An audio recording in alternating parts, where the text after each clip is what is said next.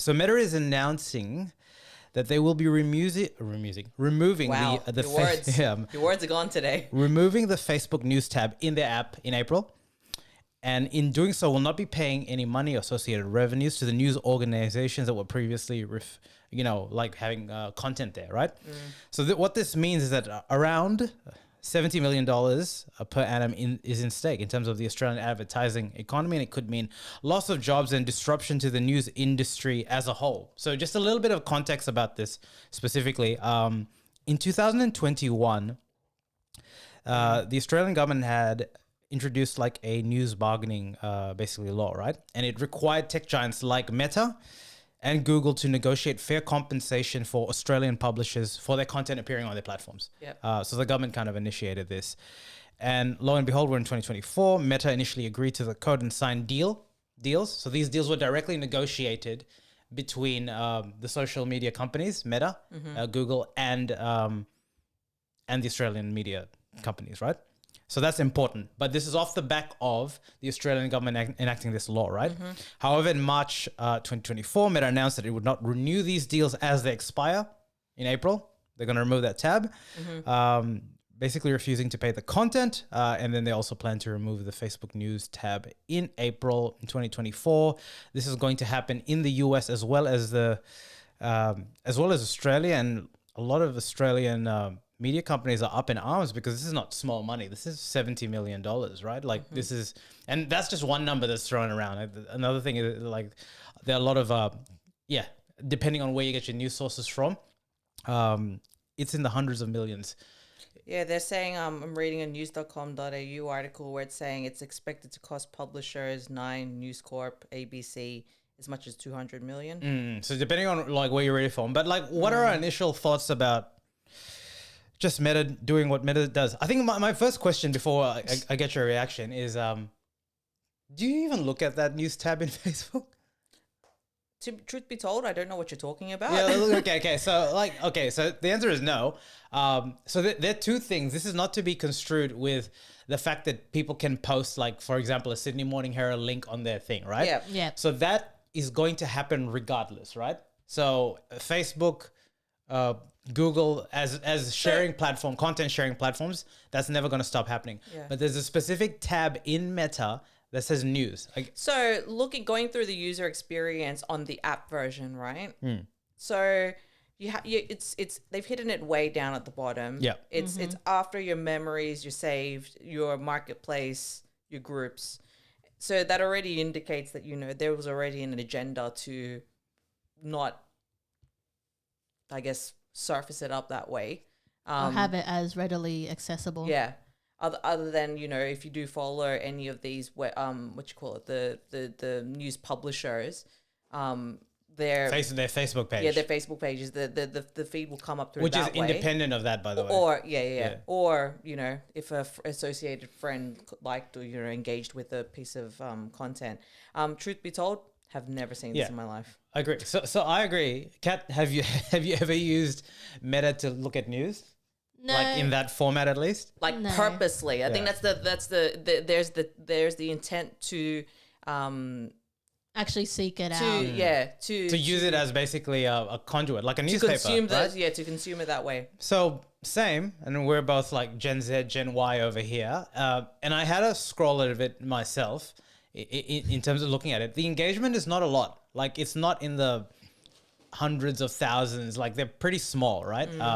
And I think it's quite interesting because in 2021, when the Australian government, felt really strongly about it to enact like a law to have that happen, what happened and the major news outlets that kind of negotiated were the Nines of the world, the big sort of conglomerates, right? Would that happen? So it would no doubt be a level of fixed fee as opposed to a performance sort of model, I would think, or maybe a combination of.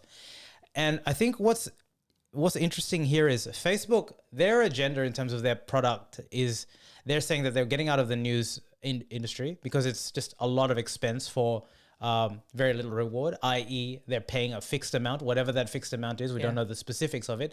And users are not coming to Facebook for news article. So why are we paying for it? I mean, that's and all the more got to keep it within the environment as opposed to Exactly. people jumping off from the platform. Right? However, like the type of money that we're speaking of, and by the way, this is just for Meta.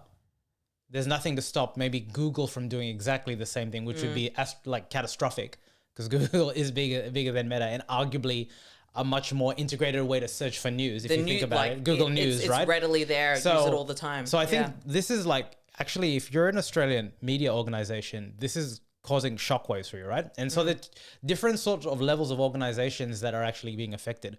One is your big, again, I'll just keep referencing Nine, Murdoch Media, whatever you want to call it, the big guys. But the interesting thing is when you kind of search and... No, that's actually... Nine is with Fairfax. Sorry, yeah, like the big conglomerates, right? The news outlets. But interestingly enough, the smaller organizations, and they're little like institutions within that, it's been like commentated, for example, that like it's really going to affect regional news outlets. Yeah. And so I was thinking, like, okay, why would it affect regional news outlets? It's because the money that they're getting from these institutions are actually funding those journalists, right? Yeah. But the city media institutions have different sort of commercial models completely that are running self-sustainably, right? Which, when we went down that rabbit hole and kind of researched that, there's a couple of different thoughts that kind of get into my mind. One is, it sucks that like big tech, Meta and Google, actually have this level of control and power. Like, it kind of really does suck, because you're really at the whim of them chucking like a hissy fit and saying no, in a midst of, I guess, news being challenged as general, like, you know, like trying to substantiate it, people thinking that it should be free to begin with, when in actuality the quality of it and the journalism is probably the one thing that is keeping us safe. So we'll from talk, all we'll definitely talk right? about it. The other element which I think is interesting is, these companies have gotten so powerful that they are the major distribution sources for everything. Yeah. Everything right now. But that that the major media companies, and this is not an Australian thing, by the way, this is going to hit like America, and it happened to Canada as well, right? Like even China as an example, right? In using social media to kind of do everything, when you really take it to that degree of integration within life, where you're actually paying like stuff through, what's it called?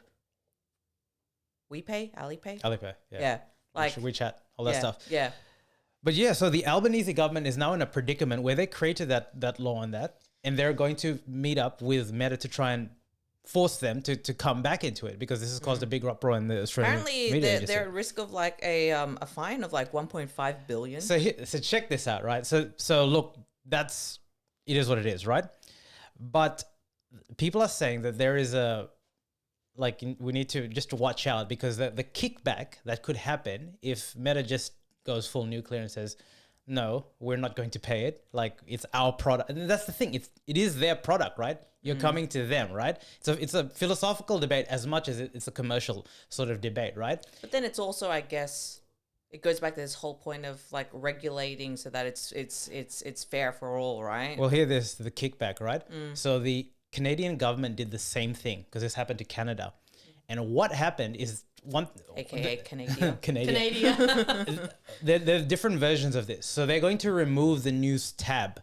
They're not going to stop news articles from being like surfaced up. Linked. Yeah. Not necessarily surfaced up, but linked. Or maybe they'll keep, for example, Channel 9's news page. However, what they did, because the Canadian government did something very similar in that they created a law and went head to head with Google, is Google went full, I don't know how to, they went full power play, and they completely banned news articles from being serviced in anywhere, Facebook Canada at all. Yeah, that's so crazy. you couldn't do it. And this happened in the midst of a forest fire where people were sharing up, because that's how people disseminate information, right? If like our parents... What are you going to do? You're just going to mark yourself as safe? Like, well, but what I mean is they have that much control. So media pundits are saying that, just remember that you can go one to one of them. And if they've already said that they're not going to pay, and it's their product, it's the onus, there is a precedent that they've set with another developed country that they can fully say, you know what, in addition to that, because you're just kicking up a fuss of trying to trying to push your agenda on our assets, so the money that we don't want to pay. Well, not only are we going to remove the payment is the bit that we're talking about, but we're going to remove any level of media being like distributed by Facebook at any certain level, not just via this little tab, which we've agreed doesn't seem like it has the biggest one, right? Yeah. So I think this, to me, philosophically goes down the rabbit hole of how much we value media, and journalism is the branch there, and really important journalism, because there is no doubt that in a democratic country, it has an extremely important role to play, right? Challenging the government, challenging All that kind sort of all, stuff, all right? things, right? Where it's providing a different provocative opinion so that Well, the media, if it's done right, is meant to be an independent voice Yep. to have to challenge, right? Yep. But here's where, to me, this intersection of capitalism and news really collides, right? The reason this is not working is because the commercial model of media is broken, and it's not Yep. an Australian thing. It's Everywhere. fundamentally Yeah. broken. It's been broken for a long time. Yeah. So, like, this is a wrong way of phrasing it, but I can't think of another way. But in accepting these payments from Facebook and Meta, these institutions have not forward thought about a way of generating revenue for their It's for an their thing. over-reliance. It's an over reliance to allow them to remain, let's say, quote unquote, independent or not. And that's why two things. Sorry, you were going to say something? No, it's just, I guess, adding to the point where because of the digital age and how it advanced, the tech companies clearly have the advantage, right? Whereas The distribution platforms, right? seeing at the turn of the decade where, you know, newspapers was everything, magazines, and then bit by bit, paywall started coming up and everyone's just like, well, why do I need to do that? Like, I've constantly got random articles where, you know, unfortunately, we're all subject to the social media guys where it's a salacious headline. Well, that's the stuff And that you try clicks. to That's and the you stuff try that to click views. it, and then it's like, oh, you can access it for $1. And I'm like, oh, And it's you'd not, never pay it. It's not worth that much. But hold up. or you can try and find it another way, right? See, this Through is another channel. inherently the issue, right? We complain that that's rubbish journalism, tabloid journalism, but that's that over actual proper story gets clicks and gets viewed and gets monetized, and it's the same thing that we have with our YouTube channel, in the sense that we know that if we go after, like, just say, pet projects of really concrete stories, Yeah. like, I'm intrigued to see, by the way, prove me wrong, guys, if this particular topic is going to rank more than maybe the Jake Paul, Mike Tyson thing, right? Because we know what people look at, right? Yeah. When it's a constructive conversation or something that's maybe has a bit more meat, people tune out, and of right? actual significance, right? But then if it doesn't really trigger a so what or a entertainment value, Yeah. then it's not really there's no value assigned Regardless to it. of, yeah. And because Facebook is in the business of keeping people in their platform, and ironically, if there's been stats apparently that there's been an 80% drop in consumption of media via the app, which is the justification of why should they pay it if that's the case. Yeah. If it had gone up like 120% or something like that, they'd keep it. They would. They're not silly, right? Yeah. Anything to keep you within the Facebook ecosystem Yeah. is how these companies run. So that's inherently the challenge. And the challenge is, remember when Sydney Morning Herald started having paywalls and stuff like that? I wouldn't touch it. I don't care about it anymore, right?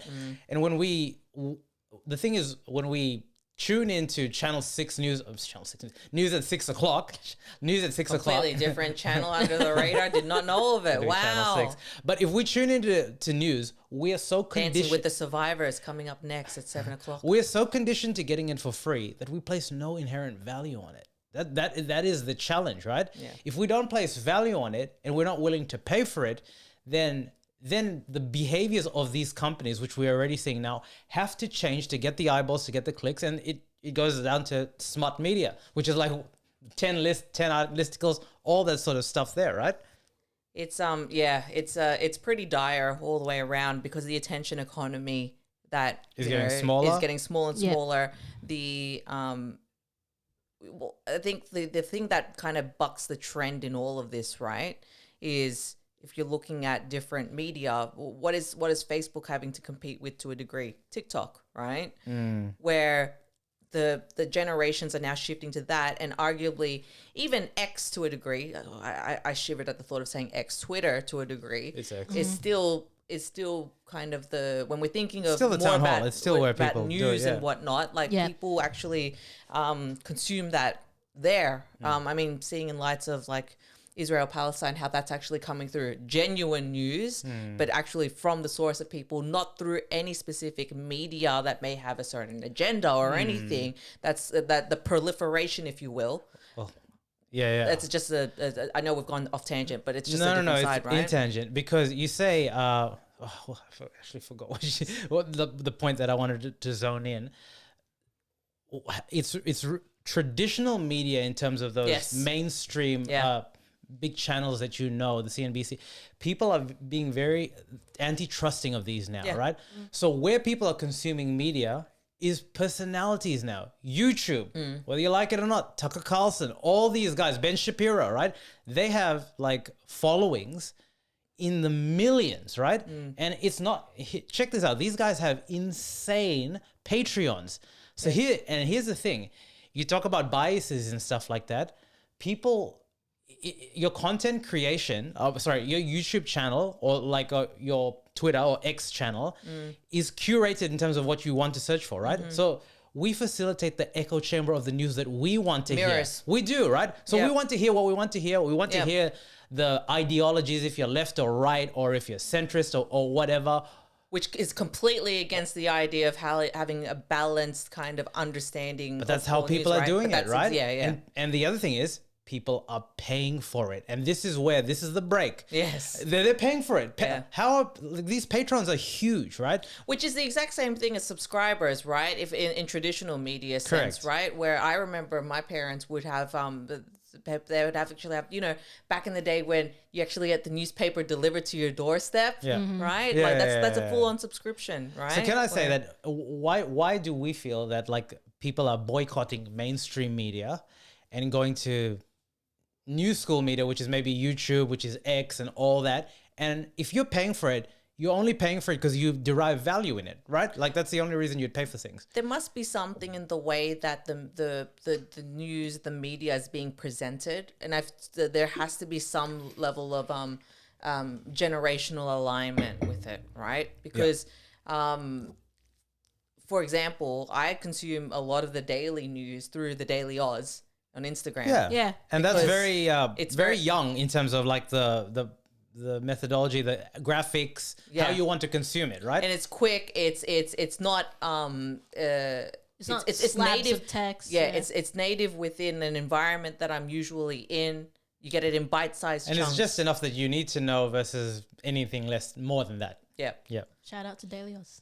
Shout out to Daily Oz. And obviously you guys are watching, get a lot of your news through like down the rabbit hole, which Shout out to us. hopefully we can keep that thing. But yeah, I think it's fascinating because like it's a microcosm of yes, the big tech throwing their weight, and in one hand it's really terrible that like proper journalists are going to lose jobs and Jobs. stuff Yeah. off the back of it. Where there's been so many throughout, like in the last couple of years, where as businesses are trying to cut costs, a lot of the within the divisions of journalism is ceasing gone to down. exist. And I guess, you know, as always, is it ever a down the rabbit hole podcast if we don't mention the threat of AI and whatnot? Yeah, but you know why that's the case? The case is like these legacy models are broken. They're Yeah. fundamentally actually broken. The cost structures are bloated, really bloated. Like if I don't know, like there's 3 cameras here, there's lights and stuff like that. If I were to equate, I don't know, the cost of how much it would cost, including electricity and everything for every episode, I don't know what it would be, right? Let's call it a couple of hundred or something like that over 3 years or something. Like every episode we make costs us $150 or whatever of our time and all that to do it. I don't know the number. To do the exact same thing at their level is so much more, and the payoff is not necessarily the cutting investment, it, right? the actual investment of, you know, pursuing something, the resources needed for investigation, and Yeah, it's it's interesting. for potentially not much return, Yeah. Anyway, which isn't the actual point of the virtue of doing journalism, but that's kind of journalism where as it a is. whole has also like veered into different it's kind of like evolved. But yeah, I think it's going to be interesting. It's going to be interesting to see how strong the Albanese government are going to try and go here. I'd be fascinated to see what their approach is to try and negotiate with Zuckerberg. But like the sucky thing is it's their asset. So to me, it's like, how can you, for like, if they're saying that they want to close that product feature, I don't know what legal basis you can close it, especially if they've done that to like Canada. So I'm like, I'm confused. What's the legal basis of? Is you're like saying, hey, keep that feature, but then if I'm Facebook, I'm like, dude, it's my product. How can you tell me to keep that feature? And if I'm gonna remove it, I'm not gonna pay for it. So what do you want me to do? Like, I don't know what legal basis you can do it. And they're based in the US as well. Not so you don't have the jurisdiction argument. This gets really scary if like Google and all the major tech companies are reducing their cost base, right? They're just, there's emphasis on operational efficiency. If Sundar looks at that and says, you know what, I'm with them too. Let's reduce the cost base or do it there. Because to me, Google has Google News, right? I reckon they've diversified enough. To I know but what I mean is I know for a fact that people look at Google News. Like I use it. It makes much more sense, right? The Than first Facebook. thing, this is a classic, journey, right? I see on Twitter. Oh, is this actually real? Let's Google to see what the sources are, for sure, right? for sure. Like Google News is like a real thing. Like a lot of people use it, and if I'm like Google, what's to stop you to say that even if you don't want to pay for it, because you hold the upper hand, I'll pay, but 50% less than what I'm paying now. Because like if I go, then completely, then what?